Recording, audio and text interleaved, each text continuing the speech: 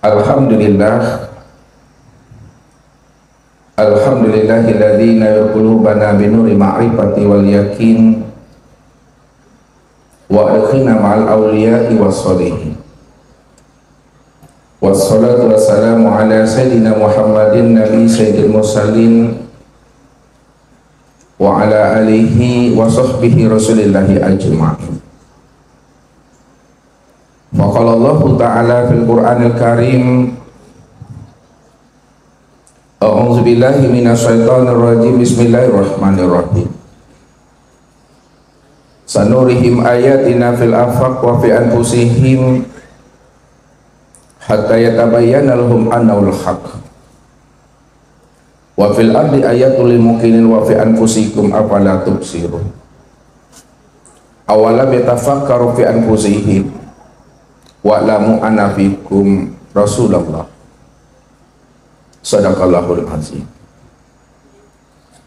Yang sama-sama kita hormati dan kita anjung tinggi Tuan Guru dan para masyayikh serta seluruh jamaah Thariqat Naqsabandiyah Khalidiyah serta para hadirin, para muhibbin dan para pencari Tuhan yang dirahmati Allah. Setiap ibadah dan ketaatan yang kita kerjakan sampai habisnya usia umur kita di alam dunia ini, maka hendaklah ibadah itu didirikan di atas pengenalan diri kita kepada Allah atau ma'rifatullah, supaya ibadah dan ketaatan yang kita kerjakan itu menjadi ibadah yang sah, ibadah yang diterima atau ibadah yang makbulah. Inilah yang selalu diingatkan oleh baginda Rasul kepada kita ini sebagai umatnya, sebagai bentuk rasa cinta dan sayangnya Rasul kepada kita ini. Apa kata beliau? La tasihul ibadah illa bi ma'rifatil ma'bud. Tidak sah ibadah dan ketaatan yang kita kerjakan apabila kita tidak mengenal yang kita ibadati. Maka ibadah yang didirikan karena dia tidak mengenal Allah yang dia ibadati, maka ibadah itu akan menjadi ibadah yang hampa, ibadah yang kosong, ibadah yang percuma dan ibadah yang sia-sia. Inilah yang Allah ungkapkan kepada diri kita ini. Wa hum yahsabuna annahum yuhsinuna sun'a. Mereka mengira dan menyangka bahwa mereka telah melakukan ibadah yang terbaik di hadapan Allah, padahal mereka telah tertipu dengan diri dan amal mereka sendiri. Itu disebabkan karena mereka mendirikan ibadah tidak di atas ma'rifatullah atau pengenalan diri kita kepada Allah. Makanya baginda Rasul, Bapak Ibu, pernah memberikan suatu penjelasan dan menceritakan kepada umat ini. Apa kata beliau kepada umat? Ada dua orang di antara umatku, dia sama-sama mendirikan ibadah sholat. Cara berdirinya adalah sama, cara rukuknya juga sama, cara iktidalnya juga tidak berbeda, cara sujud dan duduknya persis sama. Namun kualitas sholat di antara mereka berdua itu bagaikan langit dengan bumi. Apa maksudnya itu, Bapak Ibu? Ada dua orang di antara sahabatnya sama-sama mendirikan ibadah sholat. Cara berdirinya sama, cara rukuknya sama, cara itidal, sujud dan duduknya tidak berbeda. Akan tetapi kualitas sholat di antara mereka berdua itu bagaikan langit dengan bumi. Itu maknanya, Bapak Ibu. Ada orang yang sholat, yang mana dia sholat itu betul-betul mengenal Allah, betul-betul dia ma'rifatullah. Ada pula orang yang sholat hanya sebatas mengenal nama tapi tidak mengenal diri yang punya nama. Padahal sholat yang kita dirikan itu, bagaimana hati ini hadir kepada Allah. Makanya Allah katakan apa? Wa aqimis sholatah li zikri. Dirikanlah sholat itu untuk mengingat aku. Kalau kita tidak mengenal Allah, kita tidak bermakrifat kepadanya, kita tidak berlikok kepadanya, kita tidak bermusyahadah dan bermuajah dengan dirinya, bagaimana Bapak Ibu akan mudah bisa mengingat akan Allah? Kalau hanya sebatas mengenal nama tapi tidak mengenal diri yang punya nama. Contohnya Bapak Ibu, Ustaz selalu menghantarkan ini dengan perumpamaan ya. Anak Ustadz ada namanya Rashid Bapak Ibu.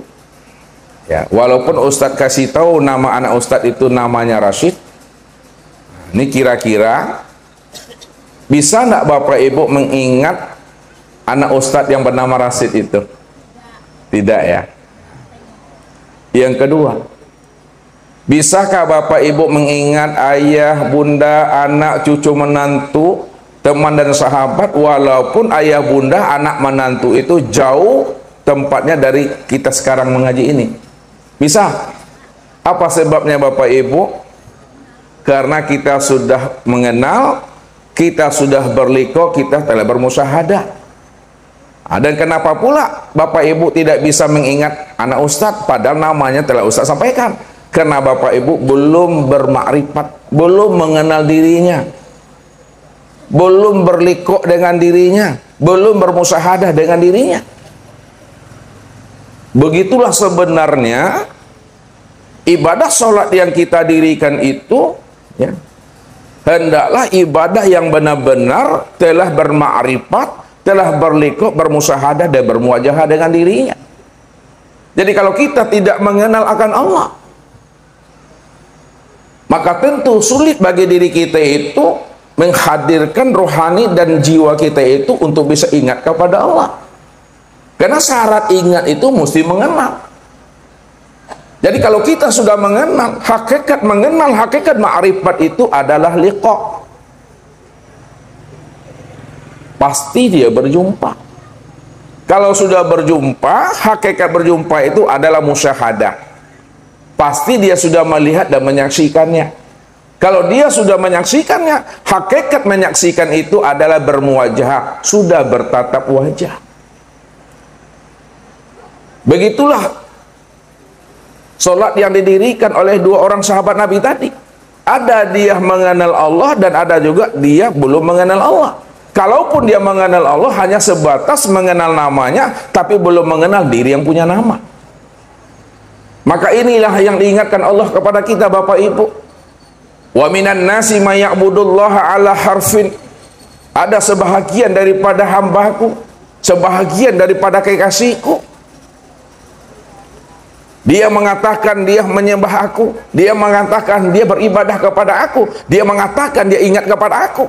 Tapi sayang kata Allah, yang diingatnya itu bukanlah aku, tetapi yang diingatnya itu adalah asma Allah, huruf Allah, tulisan Allah, dan alif lam lam ha itu.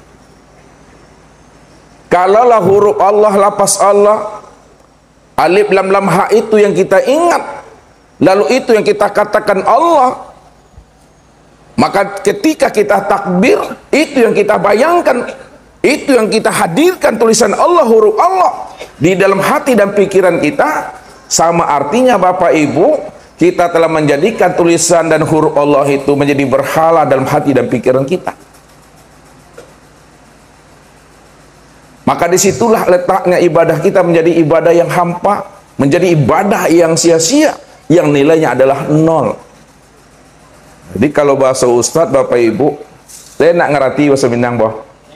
Lain seketek-seketek. Kalau bahasa Ustadz, ibadah yang seperti itu, itulah ibadah yang takicu di nantarang namanya Bapak Ibu. Ya, takicu di nanggalo biasanya tuh Bapak Ibu kena gelap.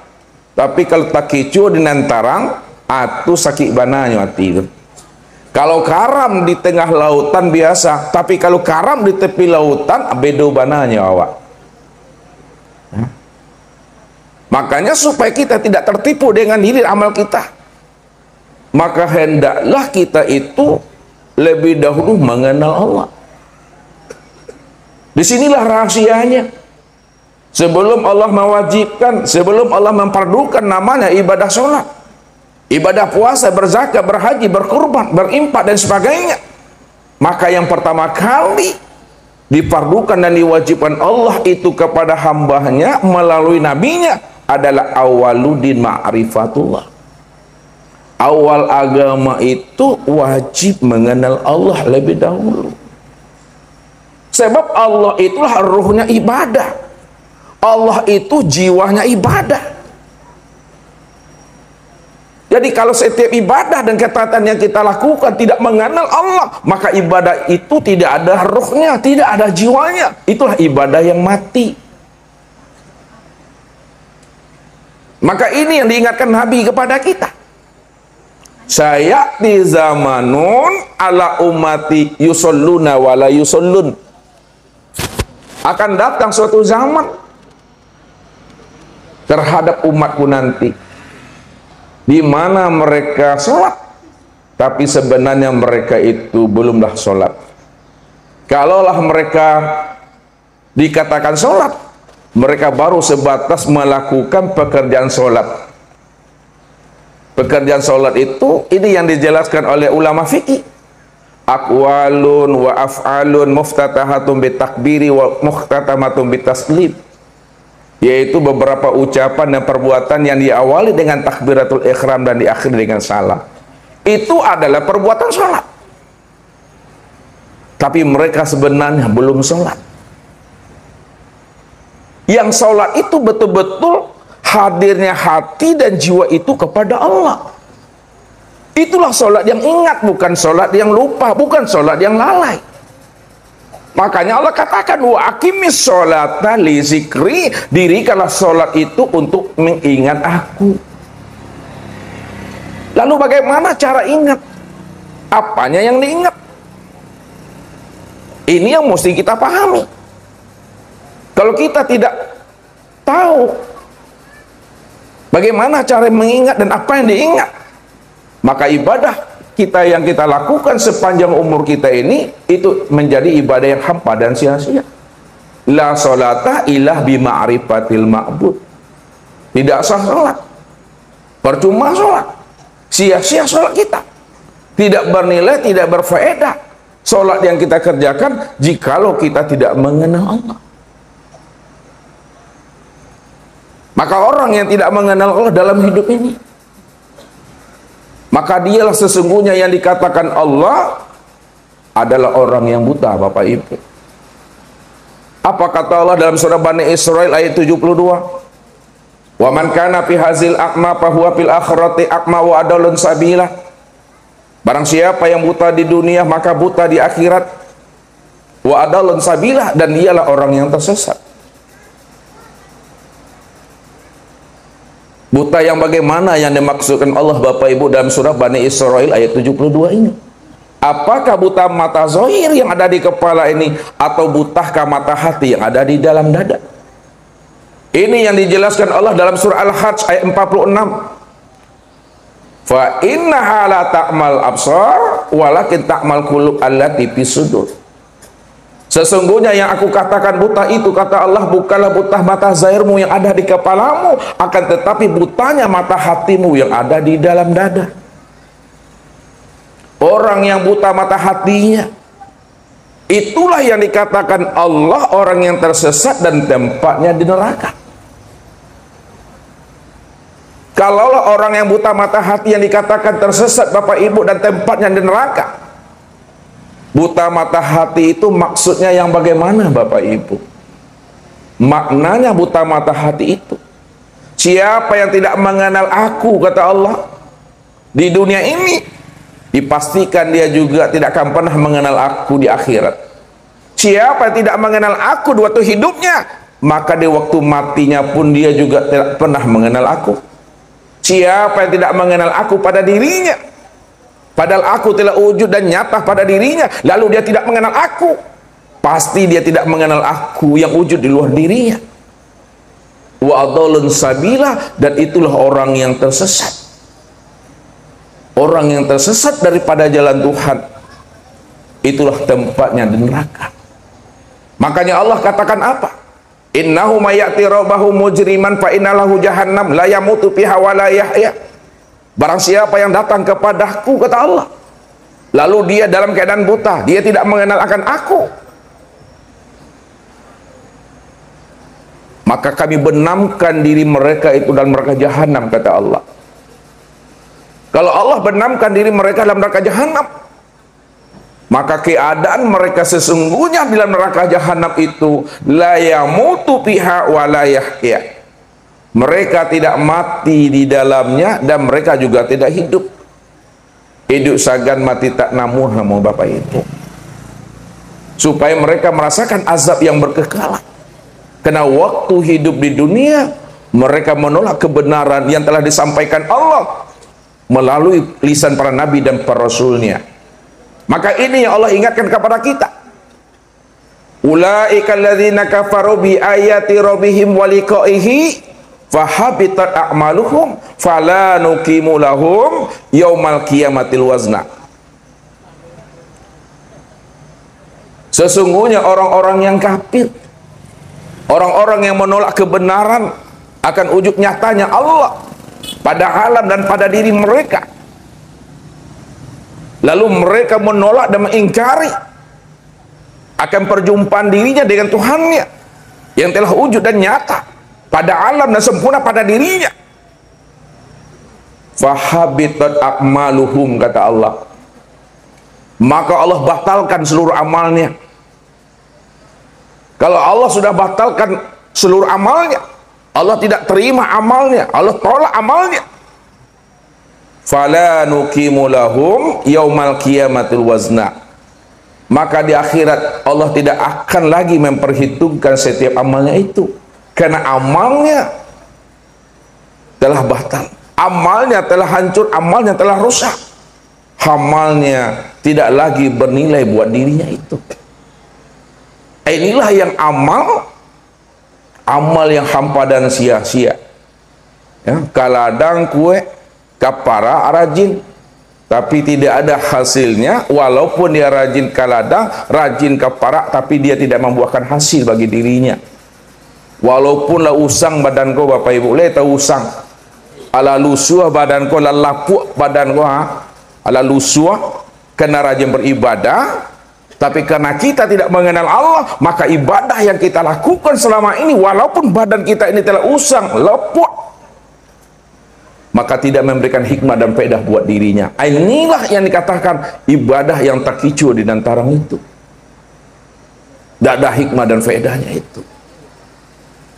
Maka pada siang menjelang petang ini Bapak Ibu, kita mencoba untuk memahami bagaimana mengenal akan Allah dengan jalan mengenal diri, supaya ibadah kita itu betul-betul ibadah yang bermakrifat, ibadah yang daimun, ibadah yang berkekalan sebelum habisnya usia umur kita ini. Maka gunakan kecerdasan rohani dan akal fikir untuk memahami akan alam dan diri kita ini. Makanya Allah selalu bertanya kepada diri kita.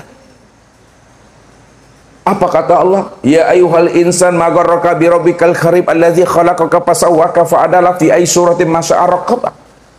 Wahai jantung hatiku, wahai insan, kata Allah, wahai kekasihku, kenapa kamu belum kenal juga dengan diriku?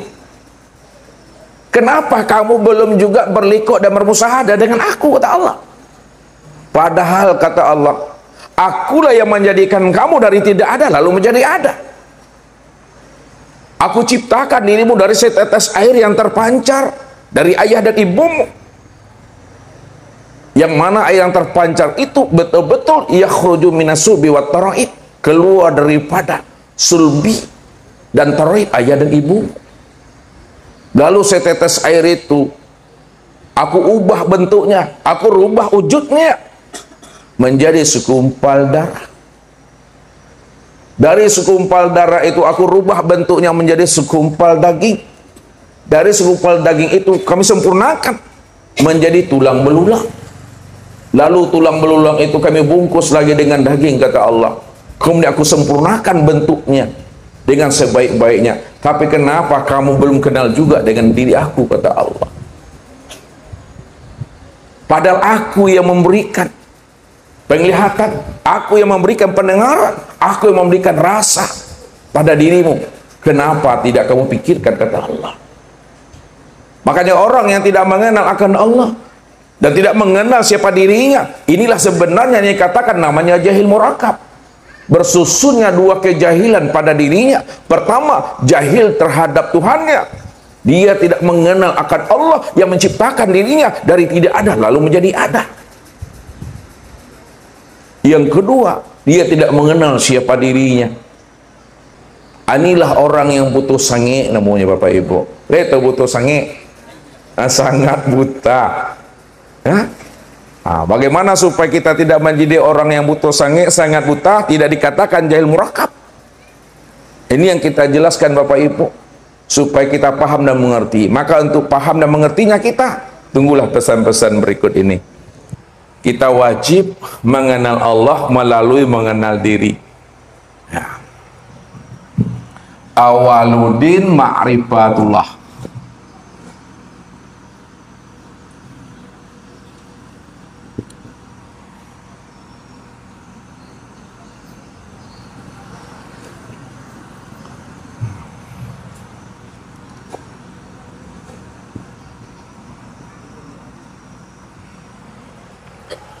Awaludin ma'rifatullah. Awal beragama itu adalah mengenal Allah. Tempat tulisannya Bapak Ibu? Ustadz aja ya. Awal agama itu mengenal Allah.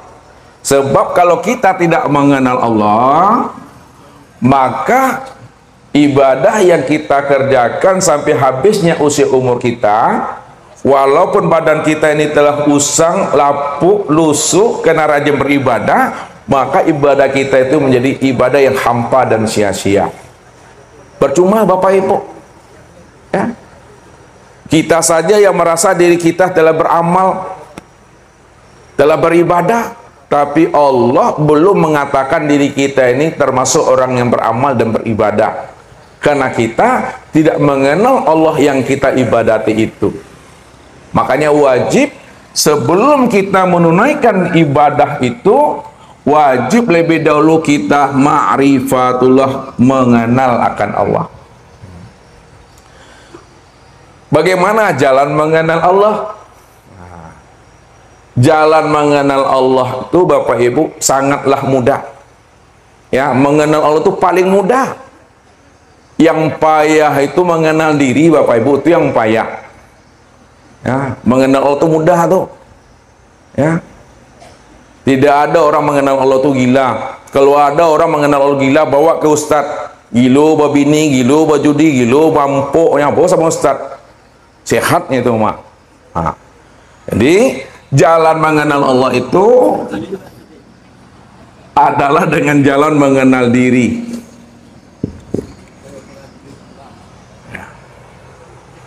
Ya, jalan mengenal Allah itu jalannya adalah mengenal diri. Siapa diri kita ini?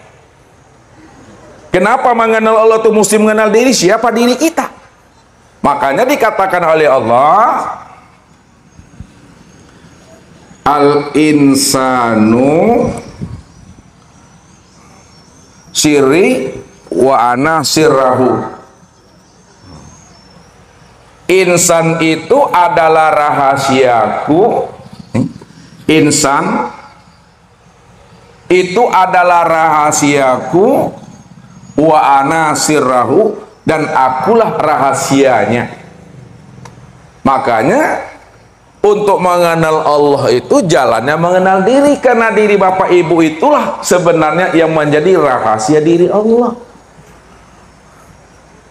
Jadi mesti kita menilik, menyenter ke dalam, mesti kita ikut ke dalam diri. Ini yang diajarkan oleh orang-orang arifin, orang-orang arif billah, orang-orang tua kita yang telah usul kepada Allah. Dengan bahasa kiasnya Bapak Ibu, baca alam pada diri, baca diri di dalam diri. Di dalam diri ada diri, di dalam diri ada rahasia diri. Di dalam rahasia diri itulah aku wujud dengan sendirinya, kata Allah. Itulah jalan untuk kita bisa berliqa, jalan untuk kita bisa bermusyahadah, kita mesti menilik dan menyentar ke dalam diri. Ini yang dikatakan oleh Rasulullah. Man talabal maula bi ghairi nafsin faqad dolalan ba'idah. Barang siapa yang ingin mencari dan menemui Tuhannya keluar daripada dirinya, dia pergi bertapa-tapa di gunung, di hutan belantara, masuk gua, keluar gua, maka dia tidak akan pernah menemui Allah di dalam gua itu, di hutan itu. Maka dia sungguh berada pada kesesatan yang sangat jauh, kata Rasulullah. Jadi jalan yang paling mudah, liliklah ke dalam diri kita ini. Satu kias, Bapak Ibu, Ustaz menghantarkan kias lagi. Ada seekor ikan, Bapak Ibu. Ikan ini sudah 7 hari 7 malam hilir mudik, kenyak kenyin namanya, Bapak Ibu. Saya tahu kenyak kenyin hilir mudik, mondar mandir 7 hari 7 malam, ya. Lalu ketika dia telah mondar mandir kenyak kenyin 7 hari 7 malam, nampaklah sama temannya tunggul kayu yang ada di dalam air itu. Diperhatikannya oleh sahabatnya tadi, kayaknya temanku ini ikan, ada sesuatu yang dicarinya, tapi apalah yang dicarinya ya. Ketika ikan itu melintas pada sahabatnya tunggul kayu tadi, disitulah tunggul kayu itu bertanya kepada sahabatnya ikan, wahai sahabatku ikan, aku sudah memperhatikan dirimu 7 hari 7 malam mondar mandir, ilir mudik, kenyak kenyin. Sebenarnya apa yang engkau cari? Karena aku melihat dan membaca bahasa tubuhmu seolah-olah kamu akan mencari sesuatu. Tapi apa yang kau cari, wahai sahabatku ikan? Kata tunggul kayu tadi. Apa kata sahabatnya ikan tadi? Wahai sahabatku tunggul kayu, sebenarnya aku sudah 7 hari ilir mudik, aku ingin mencari dan menemui air. Tapi air yang aku cari itu tidak kunjung bersobok, tak kunjung bertemu. Maka sahabatnya tunggul kayu tadi, karena dia tahu air itu di mana, dia diam dan senyum.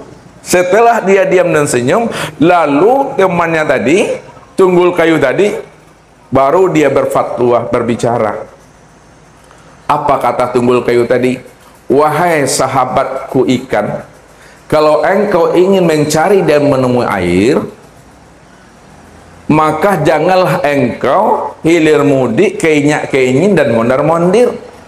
Mulai saat ini hendaklah kamu berwukuf ke dalam diri, hendaklah kamu bertafakur ke dalam diri, hendaklah kamu beruzlah ke dalam diri, hendaklah kamu itu menilik, menyenter dan menyilau ke dalam diri. Kalau kamu mau mendengarkan nasihat aku, kamu berwukuf ke dalam diri, iqra ke dalam diri, menyenter ke dalam diri, aku pastikan air yang kamu cari selama ini kamu mampu menemuinya. Kata sahabatnya tunggul kayu tadi. Lalu apa kata saudaranya ikan? Wahai sahabatku tunggul kayu, terima kasih banyak atas nasihat dan fatwamu terhadap diriku. Kalau memang itu jalan bagi aku untuk mencari dan menemui air, maka mulai saat dan detik ini saya tidak kemana-mana. Saya akan berwukuf, beruzlah, menilik, bertafakur dan menyenter ke dalam diri. Rupanya apa yang terjadi Bapak Ibu? Ketika dia sudah menilik, menyenter dan iqra ke dalam diri, disitulah dia terkejut. Rupanya air yang dicari selama ini tidak di mana-mana. Sebab kalau ikan tidak berada di dalam air, lalu hidupnya di mana Bapak Ibu? Adakah ikan itu hidupnya di luar air? Kan tidak. Itu maknanya. Kalau Bapak Ibu ingin mencari Tuhan, ingin menemui Tuhan, ingin berliqa dengan Tuhan, ingin bermusyahadah dengan Tuhan, maka senter tilik ke dalam diri, berwukuflah ke dalam diri.